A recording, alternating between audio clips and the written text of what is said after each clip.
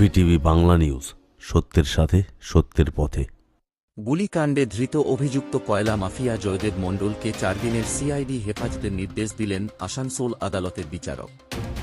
শনিবার তাকে গ্রেপ্তার করে আসানসোল আদালতে পেশ করে সিআইডি। জানা গিয়েছে 2023 সালের অক্টোবর মাসের 30 তারিখে আসানসোলে তার গাড়ি লক্ষ্য করে গুলি চালানোর ঘটনায় জয়দেব মণ্ডল সহ বেশ কয়েকজনের নামে অভিযোগ করেছিলেন ব্যবসায়ী দীনেশ গড়াই। এই মামলায় মূল অভিযুক্ত জয়দেব মণ্ডলকে খুঁজে পাচ্ছিল না সিআইডি।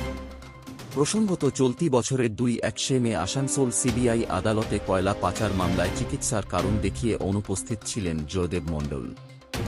সেই দিন সিবিআই আদালতে সিআইডি গিয়েছিল জয়দেব মণ্ডলকে খোঁজার জন্য। শেষমেশ এদিন জয়দেব মণ্ডলকে গ্রেপ্তার করে আসানসোল আদালতে পেশ করলে বিচারক 4 দিনের সিআইডি হেফাজতের নির্দেশ দিয়েছেন।